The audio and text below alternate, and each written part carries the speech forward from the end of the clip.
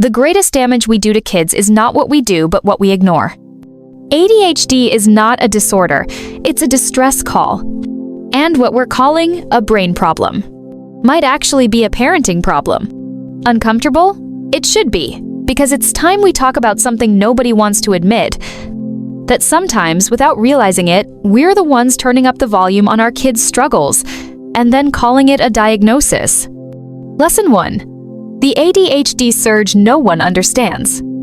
Over the last decade, ADHD diagnosis has exploded. In the UK, diagnoses in boys aged 10 to 16 tripled. In the US, over 1 in 9 children has been labeled ADHD, and more than 15 million adults are now living under that same label. But what if it's not genetics, not permanent brain wiring, and not a disorder? What if it's just this? Too much stress, too early, and no one to help the child process it. Lesson 2. What stress does to a child's brain. The brain has 2 switches. Amygdala, the on switch for stress. Hippocampus, the off switch for stress. In healthy development, the amygdala is meant to stay quiet in the early years. That's why babies cling to their mothers, why toddlers need presence, not pressure. But what happens when we force independence too early? We sleep train newborns. We hand off 6-month-olds to crowded daycares. We push for early separation and call it confidence. The result? The stress switch is flipped on and never turns off. A child's brain begins to live in fight-or-flight mode. Lesson 3. ADHD, a misunderstood survival mechanism. Fidgeting, zoning out, trouble, focusing, aggression. These aren't signs of bad behavior. They're signs of a nervous system under siege. We label these children disordered.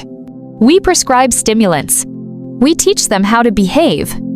But no one is asking the real question. What happened to this child that made their brain scream for help? Lesson 4. The inconvenient truth about parenting. Here's the hardest part to hear. The environment that causes stress in young children is usually us. Harsh discipline, unhealed parental trauma, constant distraction, divorce, inconsistent love, absent emotional presence.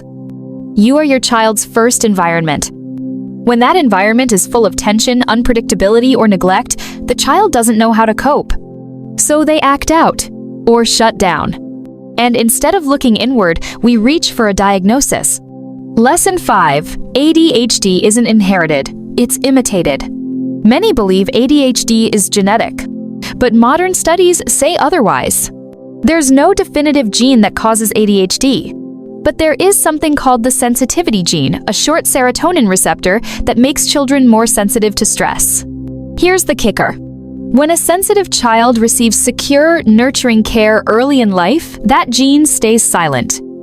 But when neglected, that gene activates, leading to anxiety, ADHD symptoms, and even depression. Lesson 6. Medication or Band-Aid. Is medication evil? Number. It can help, it can stabilize. But it should never be the first step. Because when we medicate without understanding, we silence the child's cry instead of healing it. And sometimes, that silence costs them more than we realize. Stimulants can affect growth, increase anxiety, and mask deeper wounds that need addressing. So what should we do? Lesson 7. The real solution. Go back. Rewind the story. Ask the hard questions. Was your child separated too early? Is your home a place of tension or safety? Are you truly emotionally available? Are they carrying stress that's not theirs? Instead of changing the child, change the environment. Instead of silencing symptoms, listen to the story they're telling you. Final thought. ADHD might be your child's way of screaming. Something is too much. Don't miss it. Don't medicate it away. Get curious, be compassionate.